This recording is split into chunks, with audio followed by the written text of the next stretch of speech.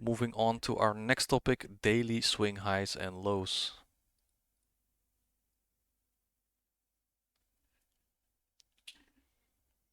Daily swing highs and lows. Now, every turning point in the market forms a swing high or low. On a lower time frame, this might seem meaningless. However, if we use a daily chart and we see this form at a key level, and importantly, we also still have a draw on liquidity present, this becomes crucial and we can frame an entire model behind this idea. So over here we got a US dollar index daily chart. Now, first of all, what is a swing low and what is a swing high, right? Over here we see a swing low. With a swing low, you want to have three candles next to each other, right? One is higher closed than the middle one, and to the right of it, it should be higher closed than the middle one. So we've got one higher, one lower, one higher, and then we have a swing low. So over here we've got a swing high, right? So one candle to the left is lower, one in the middle is higher, and to the right of it, it is lower.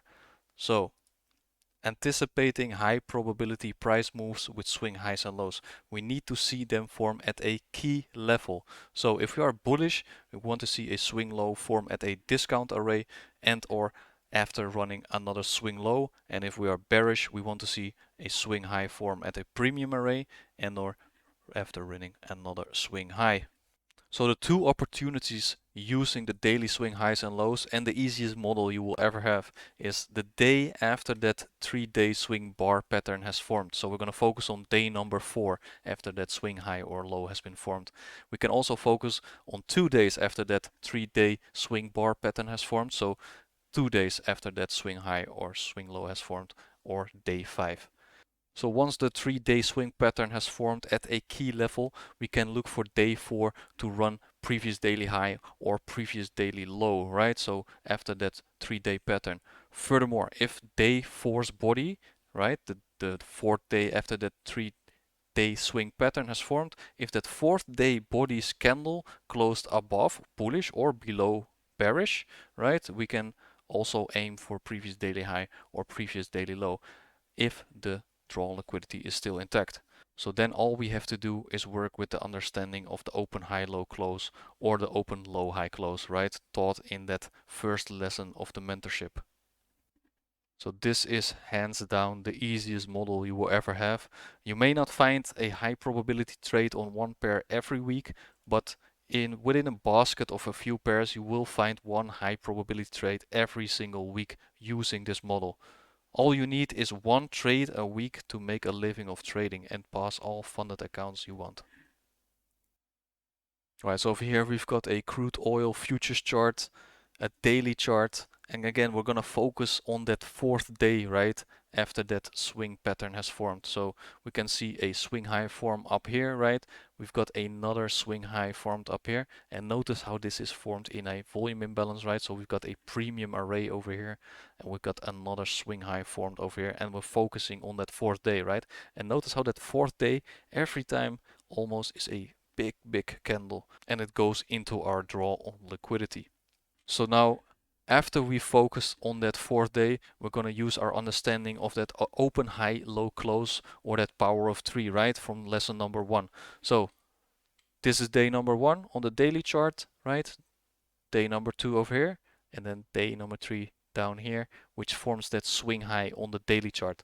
Now, is it in a key level? Yes, it is in a key level, right? We got that daily fair value gap fill, and then we're going to focus on the day after. So day number 4, open high low close, right? So draw out your New York midnight opening price. We want to see a manipulation or accumulation of sell orders above this New York midnight price line, right? How does that look like? Open high low close, right? So this is the daily candle we are anticipating to form. Over here we've got that accumulation of shorts above that midnight opening price, right? Over here, this is what we want to see, and then we got that break of structure lower, right? So day number 4 is the highest probability day to continue down into our draw on liquidity, and we want to see that accumulation above New York midnight, which happens. So we've got that power of 3, right? That open high, and then we're aiming for that low to expand and then close out the day bearish. We're forming a fair value gap, so this is the next premium array where you can frame your trade setup from, and we're anticipating that open, high, low, close to form, right? Day number 4, very important, and eventually we draw down into our drawn liquidity. Right, so over here we've got a Euro British Pound daily chart, right? And now think about that daily swing high or daily swing low again. We want to see that form at a key level, right? So over here we've got that swing low formed, right? Is it happening at a key level? Yes, it is, right? Because we got that daily discount fair value gap. We've got this discount level and that fair value gap formed down here. Now we're going to focus on day number 4, right? That's most high probability to run that previous daily high after that swing low formation has formed.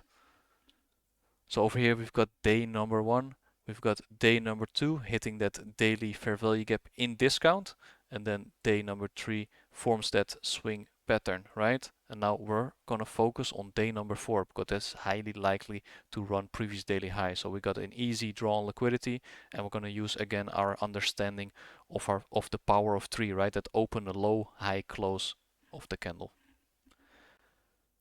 So how does that look like on an intraday chart? We've got that Euro British Pound 15-minute chart right now. And again, we're outlining those numbers, right? We've got that daily swing low form down here. We've got day 1, day 2, and day 3. So that's that daily swing low being formed down here at a key level. Now we're going to focus on day number 4, running day 3's high, because that's an easy draw on liquidity, right? And we know we have a swing low formed at the key level, so bullish order flow is very, very likely to occur. Higher time frame, we have the draw on liquidity up here, but first of all, we're going to aim for that day 3 high. So looking for that low resistance liquidity, we want to see those failure swings, right? That's what we want to aim for. We want to see a high resistance liquidity run with our structure. So if we run a low and we reject, then we can look for a setup afterwards, right? So we've got those failure swings up here, low resistance liquidity. We're going to aim for this daily high. Again, using our understanding of the power of 3, that open, low, high, close of the daily candle, we're going to outline our New York midnight. We're going to use our New York midnight opening price, right?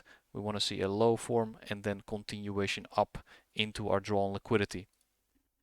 So the daily candle should look something like this, right? We want to see an open, we want to see a low form, then expansion up higher, and eventually closing the day bullish.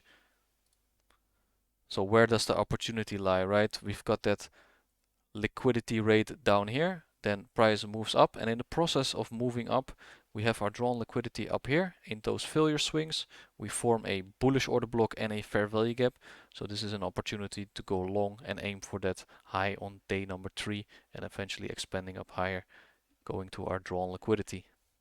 So over here we've got a US dollar index daily chart. Again, we're looking for a swing low to form at a key level, right? So we've got this bullish order block over here.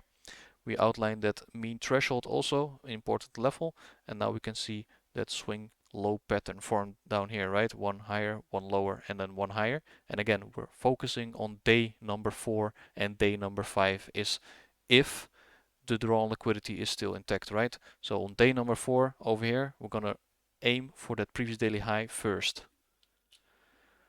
Now how does that look like on an intraday chart? We've got this 1 hour chart over here from the dollar index. Again, day number 1, day number 2, and day number 3, right? We want to see that swing low form at a key level on the daily chart, and then we're going to focus on day number 4. So where does the opportunity lie? We want to look for low resistance liquidity, right?